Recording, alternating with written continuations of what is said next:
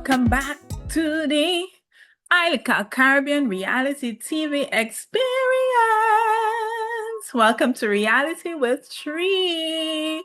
Here you get four perspectives. You get the Black perspective, you get the academic perspective, you get the Caribbean perspective, and most importantly, you get the womanist perspective, which emphasizes the need for everybody to be included in the fight for equality. Nobody gets left behind.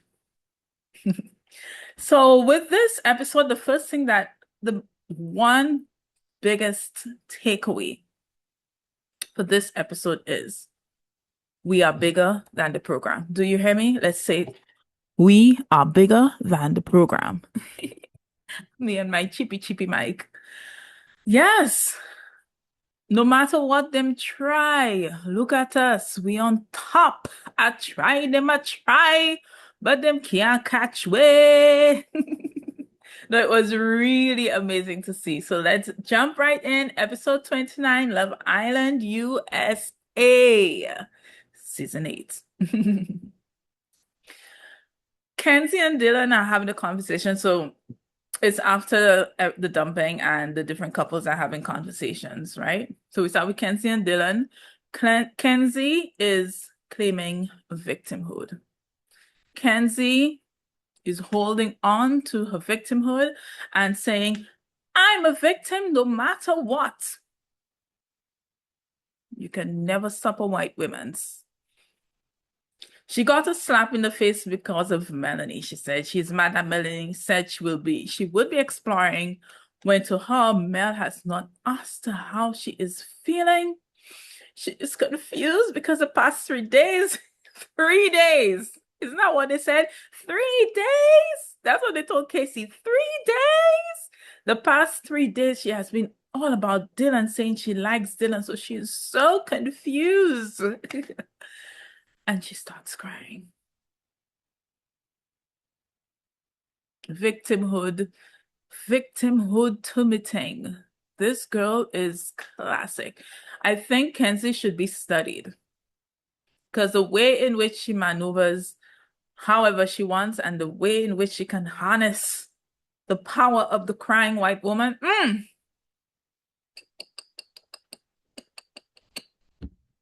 Then we have Mel and Sincere having a conversation. It is clear that it was Sincere's decision regarding Kenzie and Dylan, and he's giving his reasoning, and Mel is like, you want to talk about Kenzie.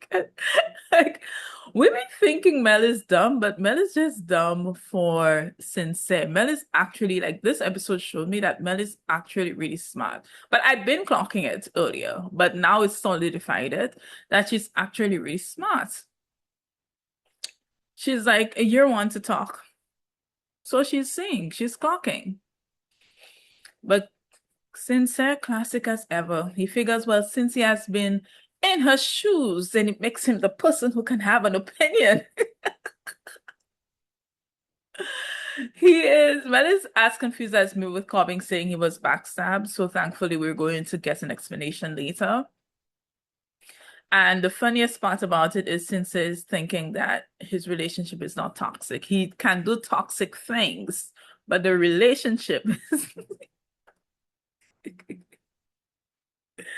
Sincere. That level of victimhood can only be allowed. Society only allows it to Kenzie. You cannot claim that level of victimhood. Nips, you are a sexed Latin body. Period. Unfortunately. But he says he is done deceiving and lying. Very open about it. And we have Corbin and Parmida. Parmida says Kenzie has just been weird to her since she's coming to the house, and yeah, we can see it. She thinks Kenzie is not over Corbin, and we agree. Corbin as is like, I give 0 Fs. You and I, we're on the same path, we're on the same journey. We have the same mindsets and goals.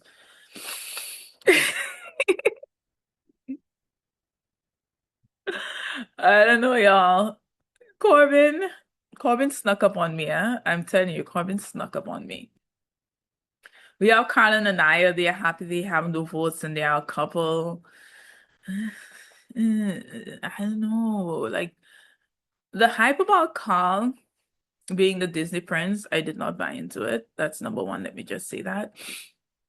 Number two, like literally when they hug, I could literally see ick. Like Anaya looked like she has the ick. I don't know. I don't know. I don't know this. But I wish production had just like let us pick up on things or like have our own opinions as opposed to throwing a wrench in. And I'll speak about the wrench later. Then we have Titi and Casey. They're happy they got no votes. Titi says that they can say a lot, but they cannot say we're not compatible, no matter what I do. We have Kayda and Zach. That's pretty meh. Trinity and Bryce, they are meh also. He's happy he got to choose her and she loves the things he said. And she's saying she's happy, but Trinity looks so drained and pale. Like Trinity just like I feel like Trinity lost her light that she had coming in. But I know what it is. She's been skimming with Shiman too much. Too much skimming. That steals your light, girl. Stay with your white man, you'll find out.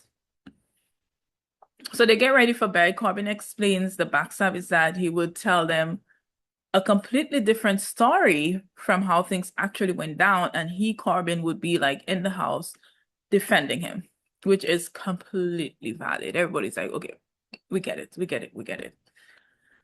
Carl calls Anaya natural beauty. Okay, Carl, you ain't never seen it like that before, eh? Hmm. It's morning time. We have a continuation of conversations. Trinity tells Kayda she and Bryce did the do. Was I wrong about them not pulling as much? But I don't know. It just doesn't look. I don't know. I feel like Kayda is the only person she could have really told. And I think the house is kind of like a little onto her. Like, so maybe she's not getting the energy from the other girls as before. But I don't know. It was much ado about nothing or a little ado about nothing. She said it was good. Could have fooled me. Mel confirms with Parmida that she was the one who made the decision. She says she gave him the reasoning and he said, okay, you're right. Parmida tells Kenzie she stopped Corbin from picking Kenzie because I want us to be cool, but Kenzie, she said, you act like we're cool when you're not. I like her slow accent. She just sounds so slow. Excuse me. Kenzie says she just had to pick someone. The lies! The lies! Parmida says, I see how you want to move. Oh, Parmida voice. I see how you want to move and I can match your energy. You go, girl. You go, girl. But Parmida will not play. Parmida will tell you what she has to tell you. And she will put Kenzie in her place and call a spade a spade. Sensei says he has to talk to Corbin, but he apologizes for not being transparent. He's speaking with Casey and the guys. Casey goes, did you forget you did all that? That was literally us watching movie nights and watching how he was moving in the house. Kenzie tells Mel she feels blindsided, so they have a conversation. She tells Mel she feels blindsided, and again, cue white woman tears because she did not ask her. So she took this line. She never asked me during this time how I felt about Dylan. 3 days, 3 friggin' days. And you want somebody to be so invested in your 3 days. So she took this line that would allow her to have space for victimhood, and she's just like selling it all over the place. So she tells Mel, you never asked me how I'm feeling about Dylan. You never asked me. Nonsense. So Mel says they will talk in private because it was still in the dressing room. Kenzie, Parmida, and Titi have a conversation. Kenzie apologizes again. Pulling sad face Kenzie says all the nice things. She genuinely wants to be friends. It's the same cycle. Track it. It's the same cycle of Kenzie. Misbehave, cry, and say, I want to be friends. I didn't mean to hurt you. Da, da, da, da, da, da, da. Titi says, well, everybody had their reasoning, and Parmida's like, yeah, Yours was just not good enough. Parmida in play. And she reiterated she had to stop Corbin from picking Kenzie for petty reasons. Meanwhile, Dylan is saying he will stand by his woman, eh? Hmm. But the internet been clocking Dylan just there for the money. Yeah, that makes sense. Which money? You ain't getting no money. Well, exposure. Corbin and Sincere have a really good conversation. I really like that conversation. Corbin asks Sincere how he feels. Sincere says once he listened to Corbin's reasoning, he thinks that it is fair and he apologizes. He says Corbin called him out on his BS and that's what a real friend does. Corbin again says he was defending him, so he was disappointed and Sincere apologizes. And man says he will do better moving forward. No more lying. No more lying, allegedly. So we have Mel and Kenzie having that conversation. Mel tells Kenzie she did not have ill intentions, but this what she said was based on how she was feeling, although she does not blame her for still exploring, but that is what she was saying. Kenzie and her line cue the line from the last time she spoke with Gal. It has been all Dylan for her. How Dylan wanted to vote Mel, and she was like, no, that's my best friend here. Mel is like, screw it. Best friend where? Since when? Because remember when Soul came into the house, what did you do? You and your new bestie, Jen, y'all were just all up in Soul and you left me. So don't come at me with this bullshit best friend thing. I ain't seen the best friend. Best friend was gone. Best friend was out the window. Again, Mel, on. So apparently they had clocked Kenzie, which was really good. Kenzie says Mel would not pull her anymore. She would pull Trinity, was it Trinity or Kayda, Aniya, and she really wanted to be there for Saul. Kenzie, do you know Mel will see what you were saying, how you're plotting and scheming behind her back with Jen when it came to Corbin? Did you see that? Did you listen? Mel will come out of the house and see how you had her on a bullseye board throwing dots at her once Mel came into the picture with Corbin. So anyway, sis start doing sad face, saying she's sad, started crying and I'm literally looking at her like, are you crying over Mel? Because these are actually real tears. So are we crying over Mel or crying over how you're thinking to yourself, America is clocking this?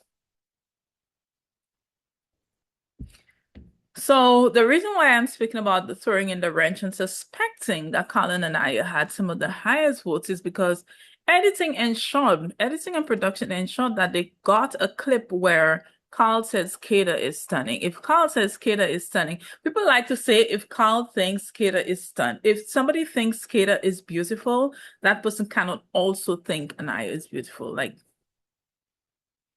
but anyway, that is what production wants us to sit and see. Yes, yo, obviously, production, you didn't need that. We would see that Carl is not that into Anaya and Anaya is not that into Carl. We would see that, right? But stop meddling. Stop meddling. Because what we will show you with these votes, we are bigger than the program. All this scheming, we are bigger than the program. You hear me? Text comes in, it's a karaoke contest. I must say I had fun watching like the different couples rehearsing. That was really cute. And then I asked myself, wait, did production ask Zach and Bryce to stop humping each other throughout the house? Ooh, because there was no copulating lately. Because they've seen how that's affecting the votes.